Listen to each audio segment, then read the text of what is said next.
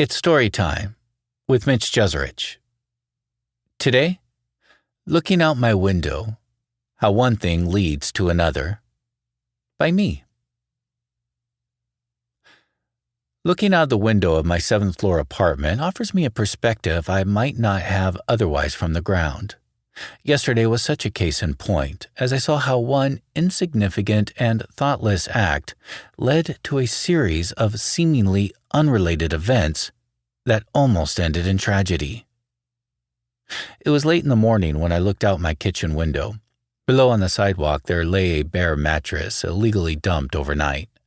This is Oakland, and Oakland has an illegal dumping problem. I don't know the story behind every dump, but I imagine it's just convenient to leave junk on the sidewalks and let the city eventually clean it up, rather than take the stuff to the dump oneself. Of course, no one dumps their belongings in front of their own building.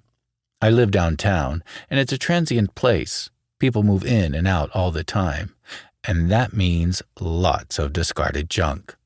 There are only a few of us old-timers still around. I didn't think too hard about the mattress and had quickly forgot about it.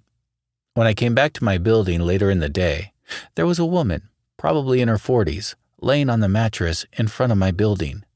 She gregariously asked me my name, and I told her, but as soon as I did, her attention was directed elsewhere, and I proceeded to enter my building.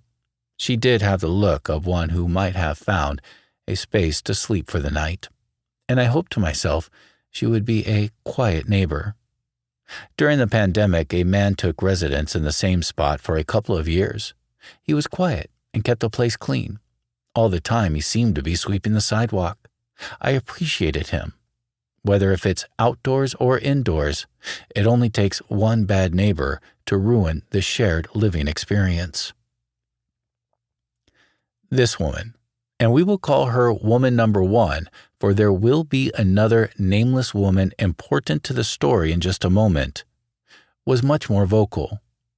Once the sun went down, she began talking to herself and was not using her indoor voice. She wasn't indoors, of course, and she was loud and never stopped. When the hour struck 11 p.m., woman number 1, a white woman, began rapping. She was spitting verse after verse without hesitation. Some of the lyrics were familiar, like Posse on Broadway by Sir Mix-a-Lot. She knew the words completely and never broke rhythm. It was impressive, but went on for hours, and something no one wants to hear late at night. Occasionally a neighbor would yell out their window at her to shut up. This only inflamed the situation and made the woman, who was clearly having some kind of psychotic moment, angry, and caused her to yell insults as she walked continuously in a circle in the middle of the street, while banging loudly on garbage dumpsters as she passed them. This went on until at least I went to bed around 1 a.m.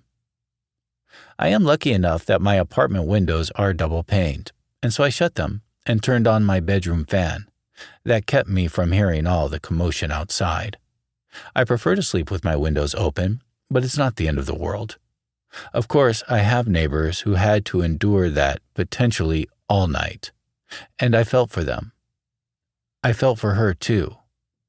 She is having a mental health crisis and doing it in public. We all have our moments like that, but most of us have the privacy of our own home to do it in. The next morning was relatively quiet, but that changed around lunchtime. The lady out front began angrily chirping again. I watched her for a while from my window and decided to call Oakland's mobile crisis responders to see what could be done. I've never done something like that before, and I didn't want to call the police. I didn't want to criminalize her, and I also didn't want to be the one to start a series of events that would go badly. But I already had a feeling this was going badly. And, perhaps in a selfish way, I would like to not have to hear her the next night too. There are many people on my street with mental illness and who are homeless, and sometimes both, so it's not that I'm not used to it. I am. There is a large residential hotel on my block reserved for folks who struggle with fitting into normal expected behavior. I struggle too, but can pass. And I've come to see the constant chatter and outbursts, along with the sound of a distant train horn and the garbage truck making its way down the street, as a natural part of the city soundscape.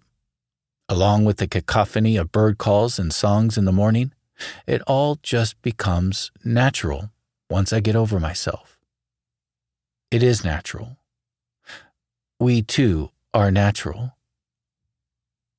Another lady, in my building, and we will call her woman number 2, began yelling from her window at the lady on the street, which only provoked woman number 1 to get more demonstrative. I was on the phone with a crisis hotline counselor at this point, and she asked if there was a weapon. I said no and insisted that it hadn't been violent, but I was worried it could become so. I could imagine some unhinged neighbor going downstairs while woman number 1 was away and pour lighter fluid on her belongings and set them on fire. I imagine this because I too have dark thoughts when someone's noise unnecessarily keeps me up at night. For me, though, that's usually directed towards those with loud cars, motorcycles, stereos, and fireworks that sound more like bombs echoing through a silent downtown at night. The moment I said the scene was not violent, woman number 2, who was yelling at woman number 1 from her window, is now outside and walking right towards woman number 1, and she's carrying in her left hand a machete. It shined in the reflection of the sun. I couldn't believe it, and she walked right up to her and held the blade side of the machete right on the neck of woman number 1. I tried explaining to the crisis hotline counselor what was happening, but I fumbled over my words.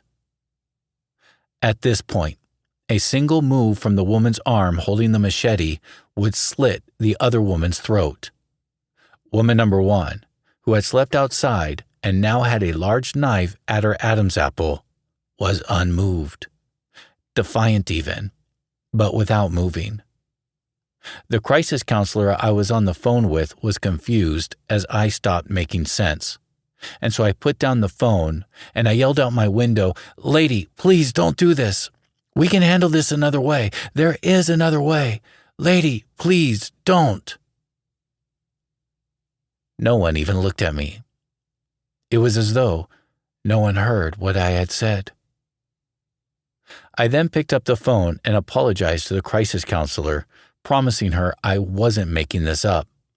And then, just like that, an Oakland police car pulls up, and the lady with the machete removed the knife from the other woman's neck and walked over to the officer to talk to him. Immediately, 2 more police cars arrived, and different officers were speaking to each of the women separately. I was surprised the police responded so quickly. They are notorious for hardly responding at all. I was also surprised how calmly they were. No weapons were drawn. There wasn't much the crisis counselor could do now that the police were there, and so I let her go. I decided to go downstairs and perhaps tell the officers that woman number 1 needed some kind of help, though I think they saw that. I don't know if the police were the right kind of help she needed, but they were involved now, and my experience is once the police are involved, there is no uninvolving them. But by the time I got downstairs, no more than 10 minutes after the police arrived, everyone was gone, as though nothing happened. The only thing left in front of the building was the discarded mattress and a few of the belongings of woman number 1. I'm assuming the police arrested the woman with the machete and took the lady who slept outside in for a psychological evaluation. In the late afternoon, I looked out my window to see if she had returned. She hadn't. And instead, there were 2 big junk removal trucks outside with several men hauling away the mattress and other illegally dumped items. Clearly, someone paid some money to have the stuff out before someone else inhabited it again, potentially the same lady. As I watched the workers haul the stuff away, I thought to myself, 2 women could have been killed there that day. First, the woman who spent the night, woman number 1, very well could have had her throat slit by the machete-wielding lady. At the same time, the lady with the machete, a black lady, could have been shot by the police when they first arrived as she was still holding the knife. Luckily, no one died, but this could have went all so terribly wrong. And this whole series of events started with someone dumping their discarded mattress in front of my building, and whoever did would have never known. Oh, I know that there were other, much more powerful forces and currents leading to what happened. But they wouldn't have come together right then and right there if it wasn't for the mattress on the sidewalk. Life is like that. A couple of more hours passed, and it was getting dark, and I looked out my window again to see, on the off chance, if woman number 1 returned. She had not. But someone else had dumped 2 more mattresses in the same spot. Later that night, just before bed, I looked one more time out my window, and there was a man moving around on one of those mattresses, underneath a blanket, settling in. He was quiet, and I was thankful. It rained in the early morning, and this new occupant was gone before I got up.